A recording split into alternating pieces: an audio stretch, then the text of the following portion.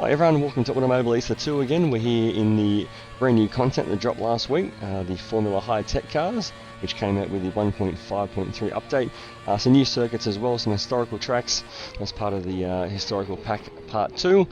So we've got Interlagos 91, which is where we are of course, Barcelona 91 and Montreal 91. And so these cars are absolutely bonkers, and I know we're in a video game, but these are the definition of video game cars. Only thing missing is some lasers pointing out of the front to wipe out your opponents, because these things had everything. The mad scientists of the early 90s went absolutely burko and just chucked everything they possibly could onto a Formula 1 car.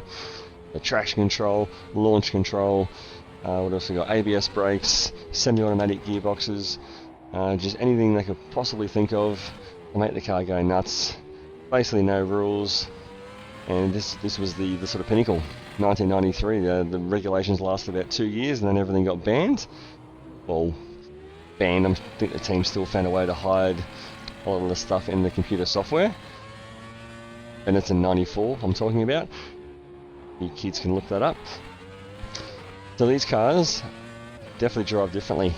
We'll go through a few of the features. So launch control, I'll be honest, I've done a few AI races and not sure if I'm doing it properly, but I can still launch the car better sort of by myself.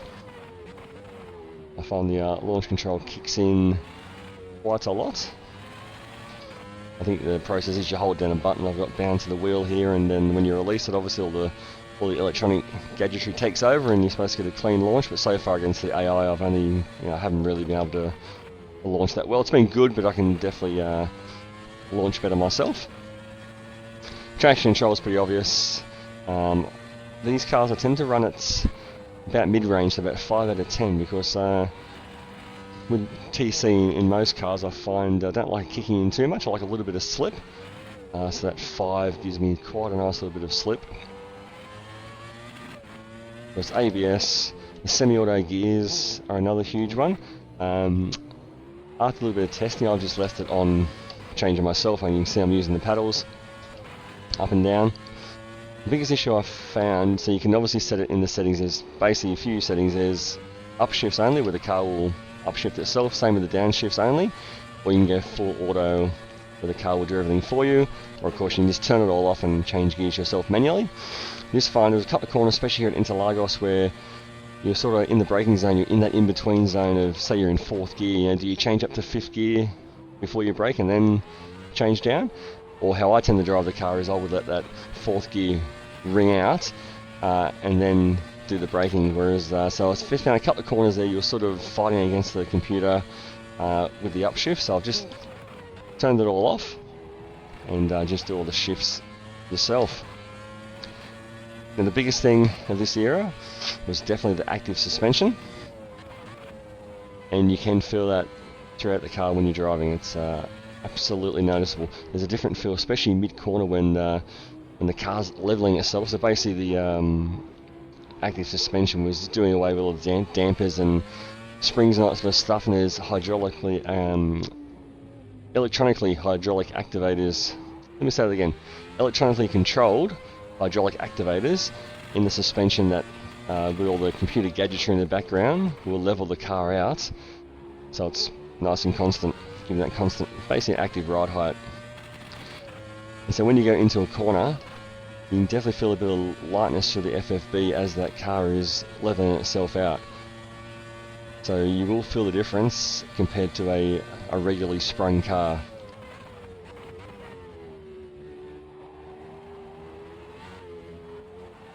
Other cool thing with that active suspension is it gave them an original DRS type system, and it was a system that didn't actually physically open the rear wing, but in a minute we'll hit the button. So I've got a button mapped, a DRS button as per normal, which will light up on the HUD there as well, that you'll see.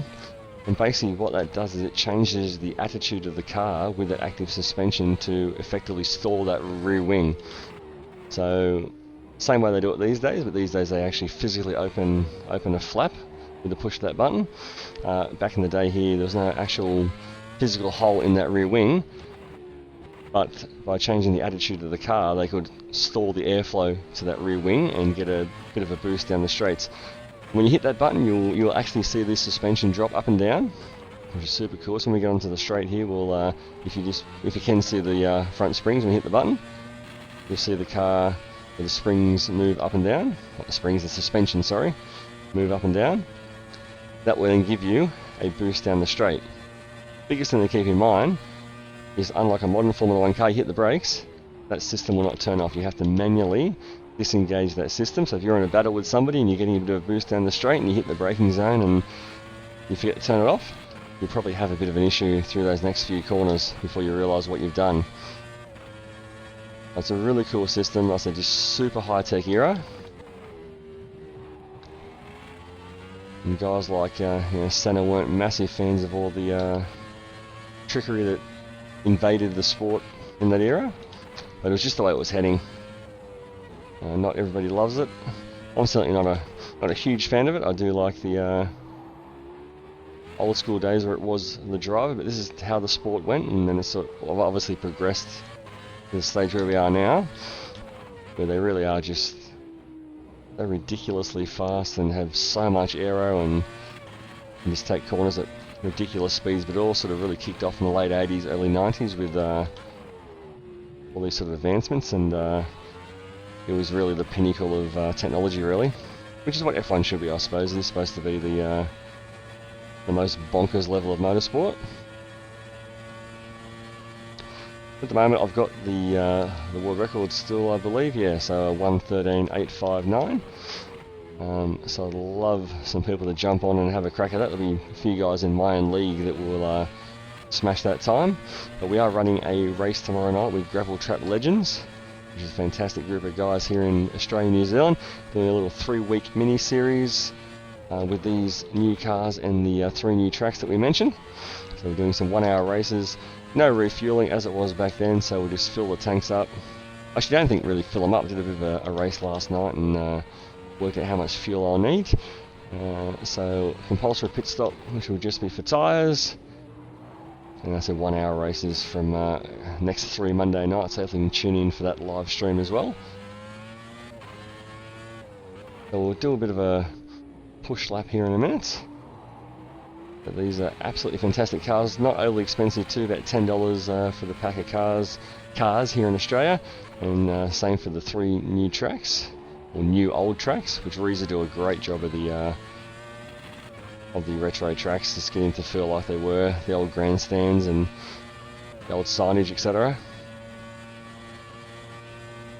We'll have a bit of a push lap here, turn the DRS off.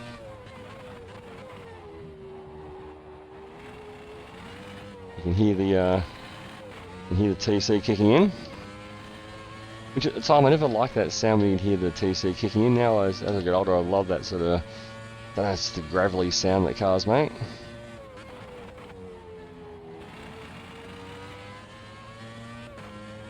There's so much grip, you can feel the car leveling itself out as you go along.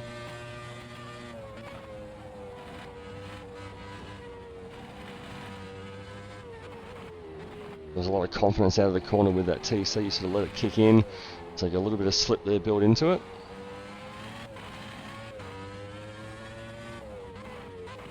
You just sound absolutely mental as well, these cars, with V8s, V10s, V12s.